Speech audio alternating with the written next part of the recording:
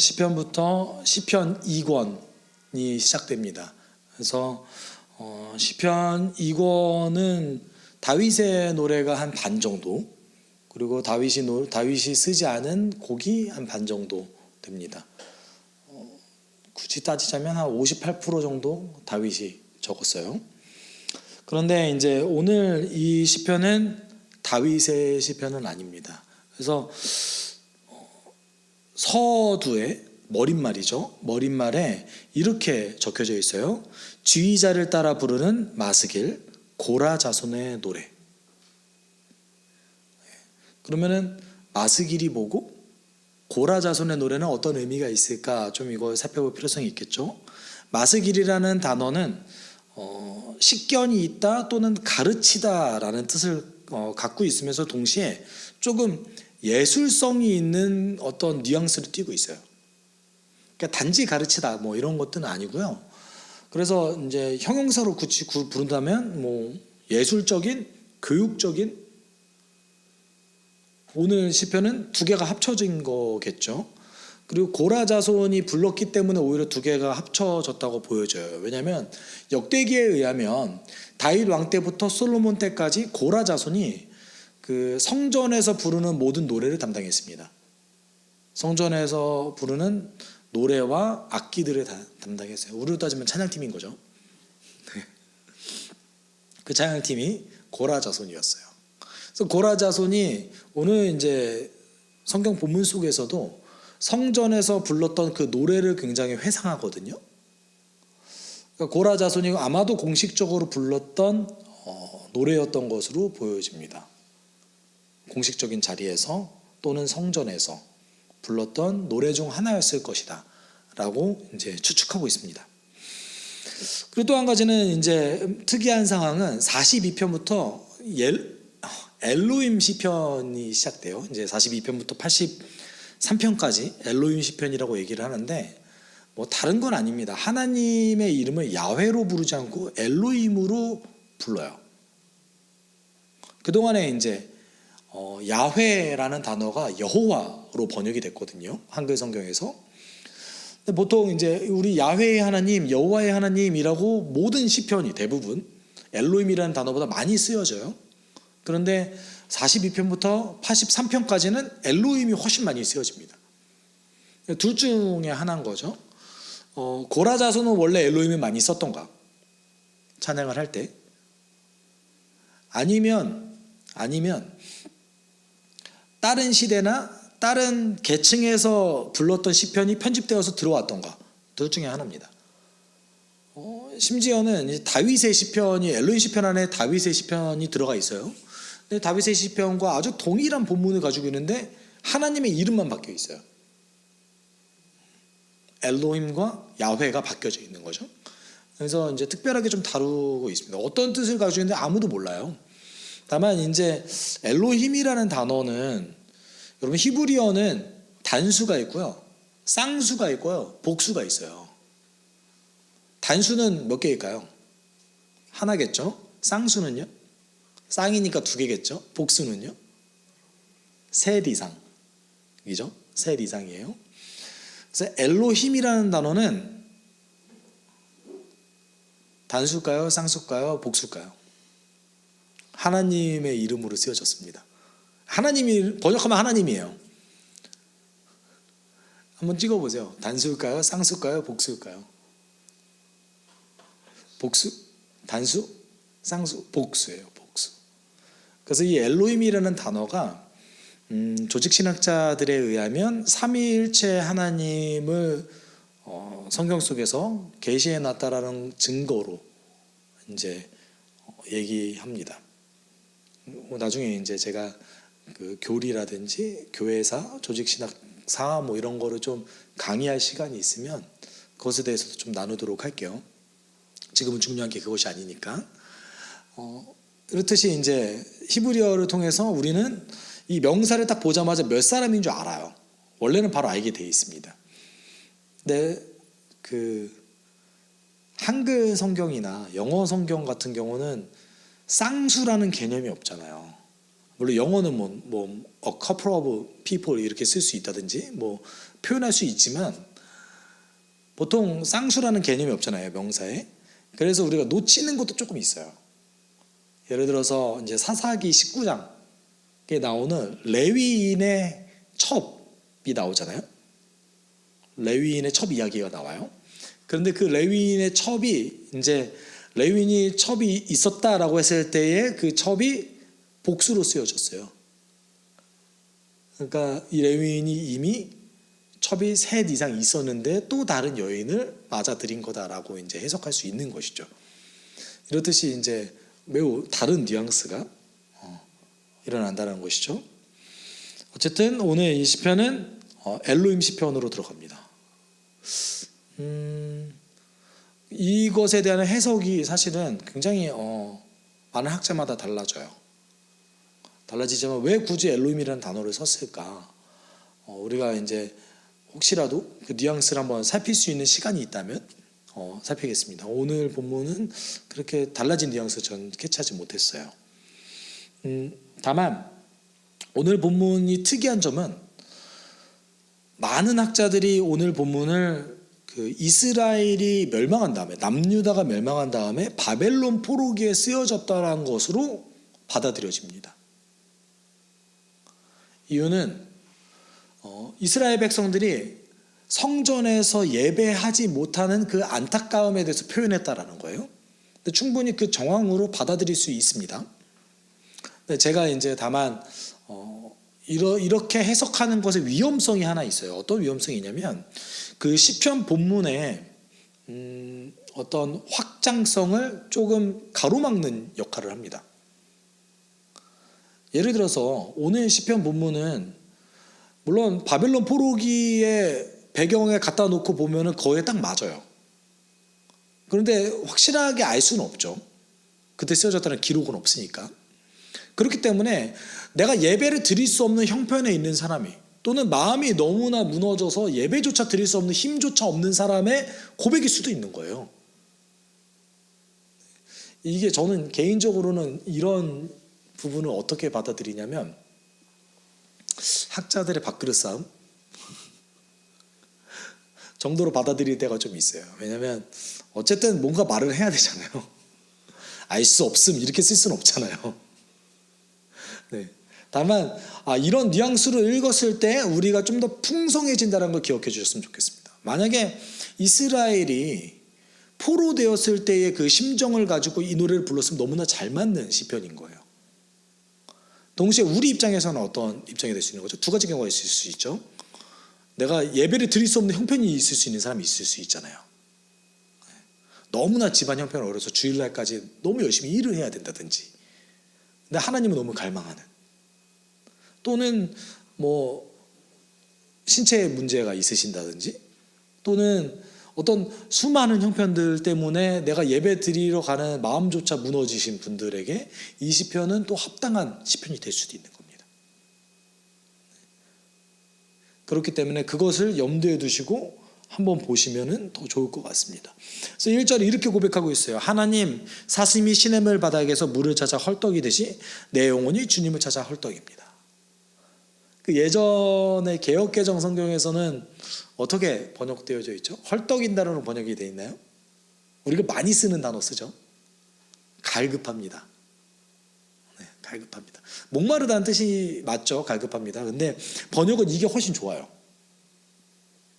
갈급하다 그러면은 그냥 원한다 정도 또는 목마릅니다 정도로 우리가 받아들일 수 있는데, 헐떡인다는 어떤 뜻이냐면 내가 목말라서 이제 숨이 막힐 정도로 헐떡입니다. 목이 너무 말라서 그런 뉘앙스를 주고 있는 거예요. 하나님을 갈망하는데 그 갈망하는 하나님을 만나지 못하고 임재를 체험하지 못하는 그 시인의 고통스러움을 표현하고 있는 거죠. 안타까운 거는 바닥이라는 단어는 원래 없습니다.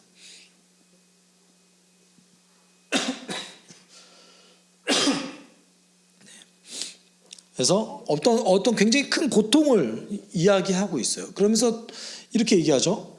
내 영혼이 하나님 곧 살아계신 하나님을 갈망하니 내가 언제 하나님께로 나아가 그 얼굴을 뵐 수 있을까? 어떤 걸 얘기하는 거죠, 지금? 지금 하나님 임재를 경험하지 못한다는 거예요. 하나님의 사랑도 느껴지지 않는다는 거예요. 어떻게 보면 예배를 드리지 못하는 답답한 수도 있습니다. 구약 성경의 배경하에서는. 왜냐하면 여러분 구약 성경에서는 어떤 그 중간자가 없이 하나님께 바로 나갈 수가 없었어요. 그렇기 때문에 그들에게 제사, 그들에게 율법 체계는 어떤 하나님을 본인들이 간접적으로나마 경험할 수 있는 유일한 방법이었을 수도 있습니다. 물론 그들도 묵상을 하고 그들도 말씀을 대부분은 못 읽었지만 그래도 읽을 수 있는 종류의 사람도 있었겠죠. 다만 이 시대에 이스라엘 백성에게 가장 중요했던 것은 역시 제사와 율법이었어요. 근데 율법은 안 지켰을 때가 훨씬 많아요. 오죽했으면 히스기야 왕 때까지 유월절을 안 지켰거든요. 근데 히스기야 왕조차 온전한 유월절을 지키지 못했어요. 이스라엘 백성 전체에 광고를 못해서. 홍보가 안 돼가지고 이스라엘 전체에 그 말들이 전달되지 못해서 원래는 1월에 지켜야 되는데 2월에 있는 송유월절을 지켰어요. 정말 제대로 지킨 왕은 요시야 왕이었습니다. 그 말은 그 이전까지 율법에 대해서 온전히 이해하지 못하고 모르는 경우가 너무 많았다는 거죠. 다윗도 한번 실수하죠. 율법을 못 지켜서. 그래서 원래는 다윗이 법궤를 가지고 올 때 수레에다가 법궤를 놓고 끌고 가요. 그러다 울사라는 사람이 소가 날뛰니까 이렇게 잡거든요. 법궤가 떨어질까 봐. 어떻게 되죠? 울사가 죽어요. 근데 원래는 그 법궤를 어떻게 운반해야 되는 거죠? 고앗 자손이 메고 가야 돼요. 다윗이 이걸 몰랐던 거죠. 하나님의 방법으로 하나님의 영광을 드러내는 법궤를 옮겨야 된다는 것을 몰랐던 거죠. 다윗이 어떤 방법을 쓴 거예요? 블레셋 사람들이 썼던 방법 그대로 썼던 거예요. 처음에는. 이렇듯이 다윗 왕조차 만약에 다윗이 이 율법을 알았다면 100% 지켰을 겁니다. 다윗조차도 이래요. 그랬듯이 이제 어떤 그 율법 체계로서의 그 시스템은 예수님 시절이 가장 왕성하게 발전했던 거죠. 그러면 오늘 본문은 아마도 제사일 확률이 훨씬 많습니다. 제사를 못 드리는 경우인 거예요, 지금. 3절에서는 이제 본인이 또 다른 고통을 얘기하죠. 사람 날이면 날마다 나를 보고 너의 하나님은 어디 있느냐. 이제 두 가지의 고통이 있는 거예요. 하나는 예배를 드리지 못하는 고통. 두 번째 고통은 주변 사람들이 하나님은 어디 있는지 물어봐요. 이렇게 생각해 보면 이제 포로기랑 잘 맞는 배경이긴 한 거예요. 야, 네 하나님 어디 있어? 근데 여러분 반드시 포로기가 아닐 수도 있습니다. 왜냐하면 이스라엘 백성들도 우상숭배 많이 했어요. 이스라엘의 가장 큰 문제가 뭐였냐면 혼합주의였습니다. 하나님도 섬기고 우상도 섬기는 게 가장 큰 문제였어요. 그래서 경건한 사람들을 이렇게 조롱하기도 했습니다. 특히 북이스라엘에서는. 그리고 이제 제가 아까 말씀드렸던 과거에 자기가 예배드렸던 그 장면을 회상하면서 안타까워하죠. 기쁜 감사의 노랫소리와 축제의 함성과 함께 내가 무리들을 하나님의 집으로 인도하면서 그 장막으로 들어가곤 했던 일들을 지금 내가 기억하고 내 가슴이 미어지는구나. 과거에 예배드렸을 때 그 받았던 은혜들, 특별히 오늘 뭐라고 얘기합니까? 고라 자손이기 때문에 내가 인도했던 그 찬양과 그 축제, 그 아주 그 놀라웠던 하나님의 임재를 이제는 경험하지 못하는 것이 너무나 가슴이 미어지는 것이죠. 이 시편 기자의 그 고통에는 사실 가장 큰 고통에 뭐가 있는 거예요? 하나님을 경험하지 못하는 그 고통, 특별히 예배하지 못하는 그 고통이 있는 거예요. 혹시 여러분 경험해 보신 적 있으십니까? 예배가 너무 드리고 싶어가지고 막 너무 고통스럽고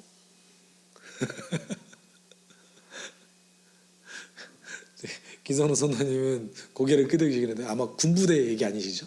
군부대죠? 그렇죠? 훈련소에서 저도 부끄럽죠. 훈련소는 갔다 왔어요. 저도.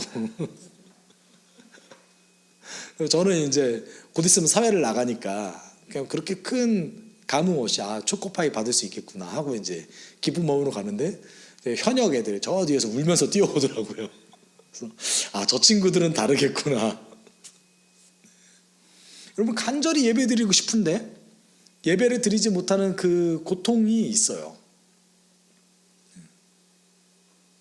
그 고통을 지금 호소하고 있는 거죠. 어떻게 보면 여러분 내가 예배 드리고 싶어서 고통스러워했던 경험은 없을지라도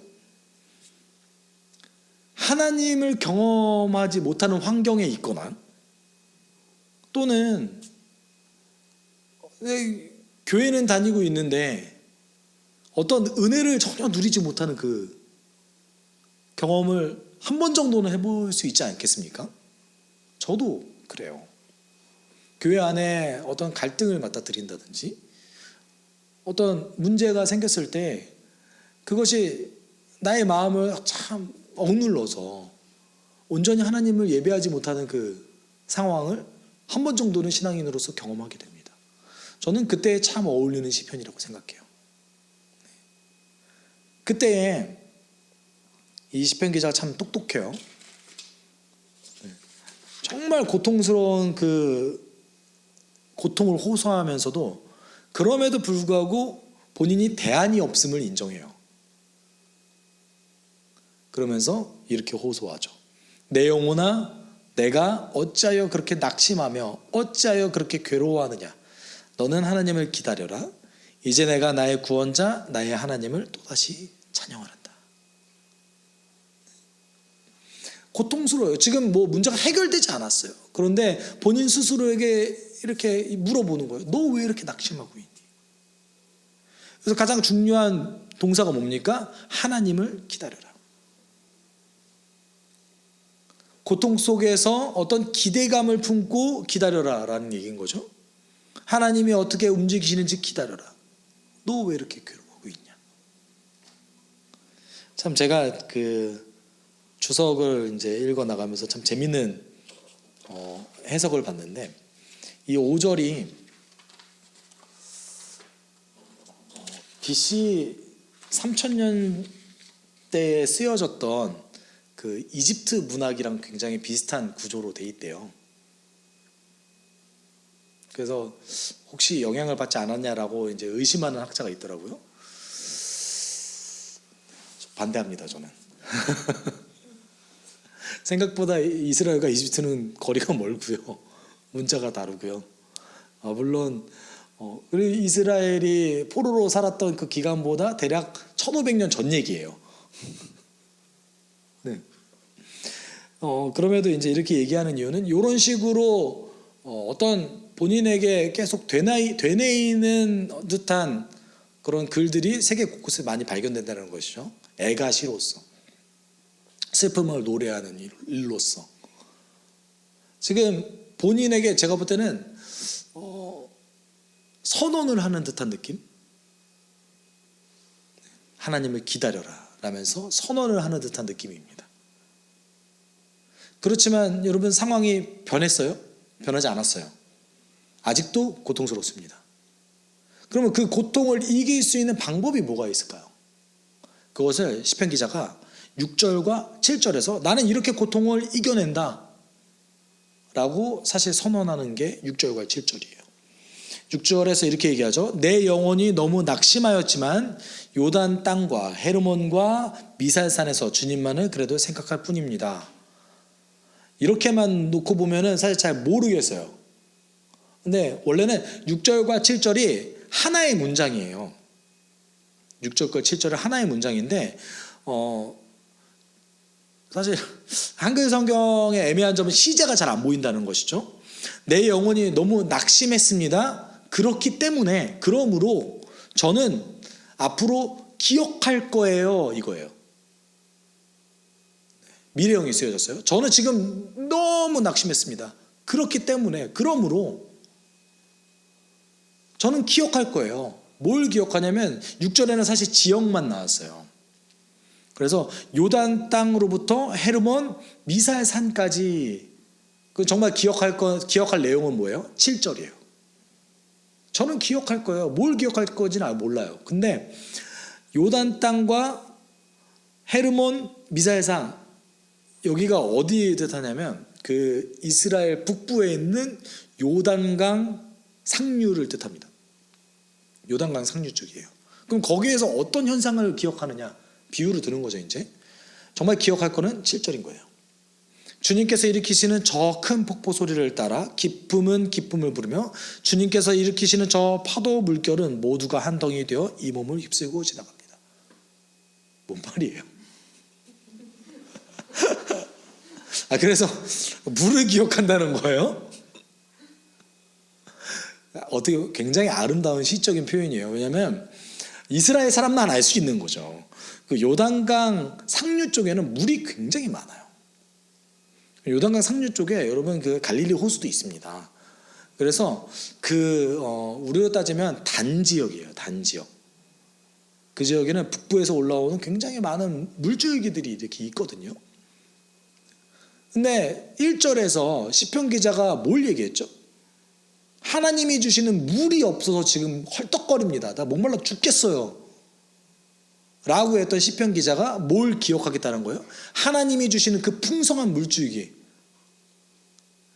여러분, 사실 그래봤자 요단강이 그렇게 큰 강도 아닌데 파도가 어디 있습니까? 파도 어디 없죠. 파도도 없어요. 폭포 찾기 정말 힘들죠. 깊은 물은 더 찾기 힘들어요. 그런데 그럼에도 불구하고 이렇게 표현한 이유는 뭡니까? 하나님이 과거에 나에게 주셨던 은혜가 이만큼이었다라는 거예요. 난 기억할 거예요 라는 건 옛날 거 기억하는 거잖아요.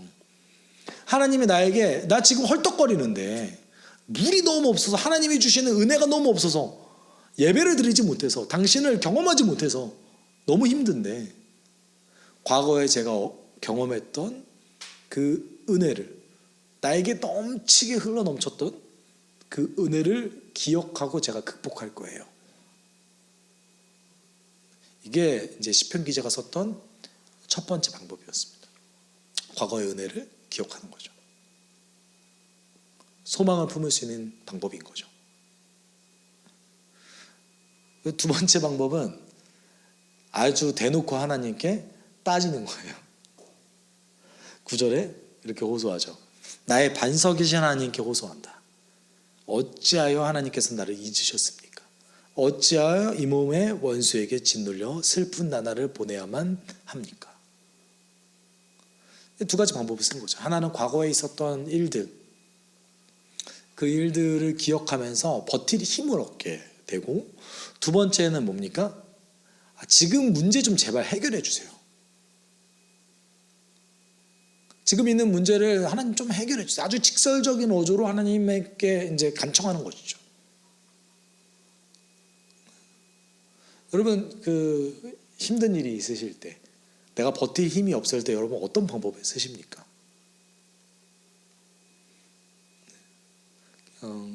무조건 쉬시나요? 아니면 예배를 통해서 회복하시나요? 사람마다 다 방법이 다르겠죠. 그렇지만 오늘 시편 기자는 과거에 자신이 받았던 그 풍성한 은혜를 기억하면서 오늘의 나의 문제가 해결되도록 하나님께 간청합니다. 그리고 나는 그 소망을 품고 기다리겠노라. 마지막으로 다시 한번 되뇌이죠.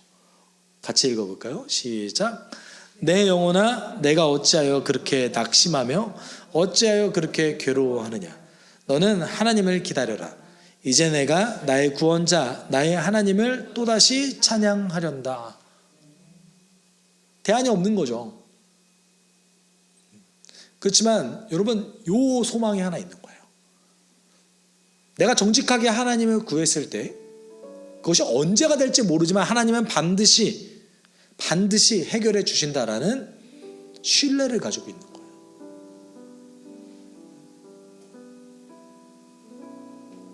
그래서 제가 오늘 제 후배랑 이제 대화를 나누면서 제 후배의 고민거리가 있어요. 저는 너무 못하는 것 같아요. 어떻게 하면 잘해야 될지 모르겠어요. 그렇게 얘기하더라고요. 제가 예전에 했던 되게 심각하게 고민했던 것 중에 하나예요. 저도 잘하고 싶어서. 요새는 잘하고자 하는 욕망이 별로 없거든요. 이게 저에게는 가장 큰 은혜예요. 뭐냐면 하나님에 대한 신뢰가 생겼어요. 어떤 신뢰냐면 내가 정직하게 하나님 말씀 붙잡고 정직하게 목회하면 하나님 이루어 주시리라. 여러분 이게 하나님을 신뢰하는 거죠. 제가 그 후배에게도 그래서 잘할 필요가 뭐가 있어? 너가 정직하게 하나님 믿고 그냥 하면 되지. 필요한 만큼 전달하기만 하면 되지. 여러분 우리에게 필요한 것이 어떤 뭐 대단한 게 아니잖아요. 그렇죠? 뭐가 필요하죠? 하나님 믿고 그 말씀 붙들고 신뢰하면서 하루를 사는 것이 중요하죠. 제가 하나님께 요새 정말 감사하는 거는 이것이 형성됐다는 게 너무 감사해요. 여러분 우리가 하나님을 기다린다라는 것, 하나님을 소망한다라는 것, 그것은 지금 이 순간에도 어찌되었건 나를 인도하여 주시는 그 하나님의 인도하심을 신뢰한다는 의미입니다. 내가 주님의 말씀 붙잡고 하루를 살아간다면 하나님 반드시 회복시켜 주시리라. 더 들어서시리라. 나를 성장시켜 주시리라. 나의 높은 곳으로 반석 위로 올려주시리라. 그 믿음 가지고 우리가 살아갔으면 좋겠습니다. 우리 함께 기도할 때 하나님, 내가 당신의 말씀, 하나님의 은혜를 신뢰하기 소망합니다. 하나님 말씀 붙잡고 그 약속 말씀 붙잡고 살아간다면 나에게 평안을 주시리라. 내가 더 하나님 사랑하리라. 하나님 뜻 안에서 온전케 되리라 라는 확신 가지고 살아가게 주님 도와주십시오. 우리를 인도해 주십시오. 내가 그렇게 살겠습니다. 우리가 함께 이렇게 기도하도록 하겠습니다.